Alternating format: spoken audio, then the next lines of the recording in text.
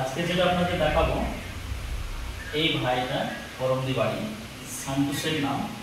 তো এনার হাতটা কোনো মতো ফ্র্যাকচার হয়ে যায়, এলবো জয়েন্ট ফ্র্যাকচার হয়ে যায়। ফ্র্যাকচার হয়ে যাওয়ার পরে প্লাস্টারের পরে এগুলো মেনলি ফিজিওথেরাপি করতে হয়। হাতটা প্রথমত যখন প্লাস্টার কাটা হয় তখন হাতটা এই পজিশনে ছিল, কিন্তু এক্সারসাইজ এবং ফিজিওথেরাপির মাধ্যমে হাতটা এবং সোজা বর্তমানে সোজা হয়ে গেছে।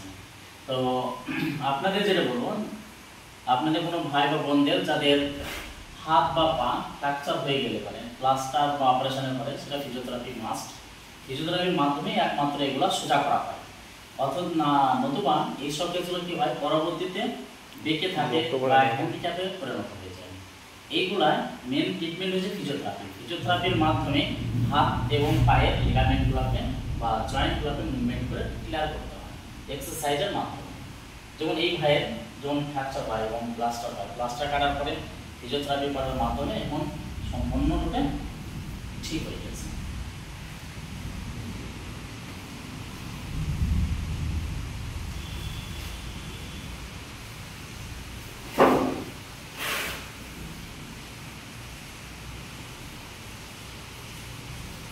দেখুন যেটা দেখাবো আমি, যে সমস্ত ব্যায়ামগুলো করলে এগুলো সোজা হয়, এগুলো আমাদের বিভিন্ন ইলেকট্রোথেরাপি মেশিন আছে, মেশিনের সাহায্যে এবং এলবো সিপিএম মেশিনের সাহায্যে জয়েন্টগুলোকে মুভমেন্ট ক্লিয়ার করতে হয় এবং তার পরবর্তীতে এবং আমাদের হাতের ব্যায়ামের সাহায্যে এগুলোকে মুভমেন্ট করে ঠিক করে দিতে হয়।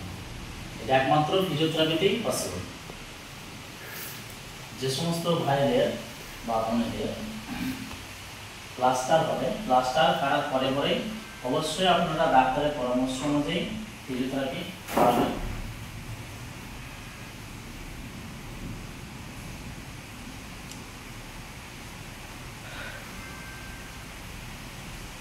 আমাদের ঠিকানা ভরপুর, নতুন রাস্তার মোড়, Sijgram road, Sheikh physiotherapy centre.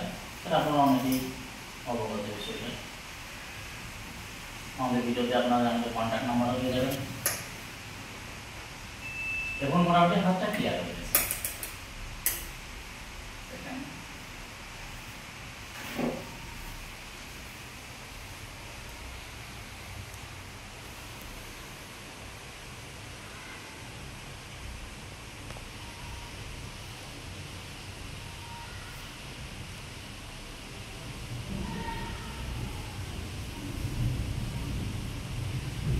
Plaster কাটার পরে ফিজিওথেরাপি আমাদের চেম্বারে নিয়ে আসতে পারে, সেটা 100%। আপনারা পুরোপুরি ভাবেই রিকভারি হয়ে যাবে এবং হাতের মধ্যে কোনো ব্যান্ড বা কিছু থাকবে না। আপনার হাতের উপরে সোজা করেন, তুলেন, এবং মোটামুটি আপনারা দেখতে পাচ্ছেন সম্পূর্ণরূপে ক্লিয়ার আছে। তাই আপনাদের বলবো, যে সমস্ত ভাইদের এলবো জয়েন্টের যদি কোনো প্রবলেম থাকে অবশ্যই আমার চেম্বারে যোগাযোগ করবেন এবং ফিজিওথেরাপির সাহায্য করবেন।